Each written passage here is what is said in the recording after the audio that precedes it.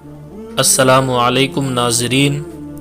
आज मैं आपको दो डाकू एक देहाती मज़दूर की कहानी सुनाता हूँ। एक देहाती शहर में मज़दूरी करके धुले हुए कपड़े पहने अपनी माहाना तनख्वाह लेकर बच्चों के लिए कुछ खिलौने, कपड़े और घर के लिए खाना पीने का सामान गठड़ी में बांधे सर पर रख कर गांव जाने वाली वीरान सड़क पर पैदल जा रहा था।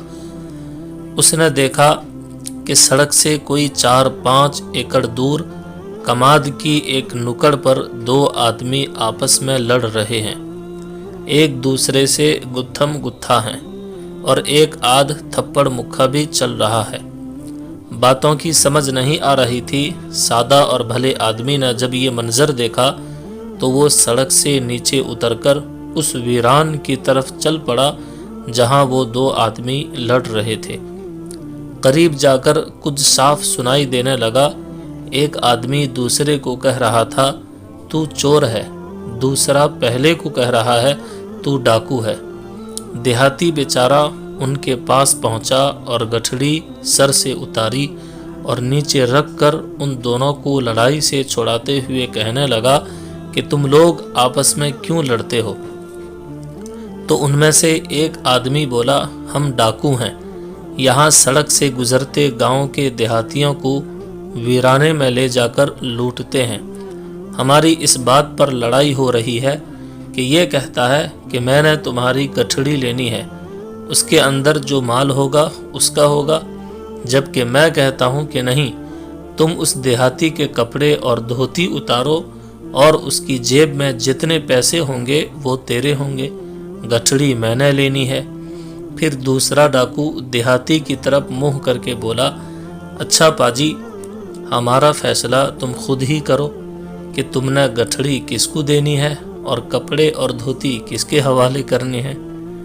हासिल गुफ्तगू, यानी दोनों सूरतों में देहाती का ही नुकसान और इस नुकसान का फैसला भी देहाती ने खुद ही करना है। दोस्तों, ये कहानी सुनाने का मकसद क्या है?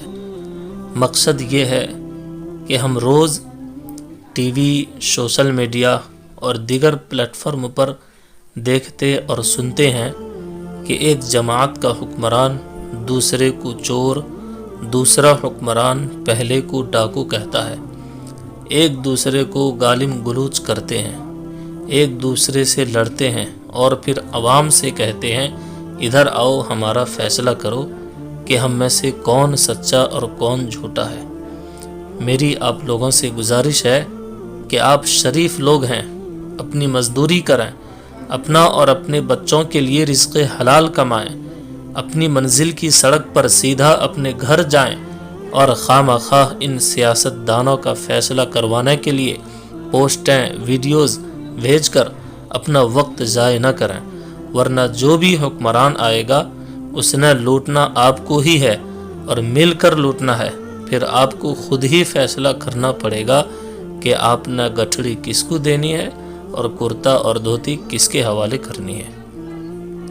वैसे पर्सनली मुझे उन लोगों पे हैरत होती है जो घंटा घंटा बैठे मुल्की हालात पर बहस करते रहते हैं।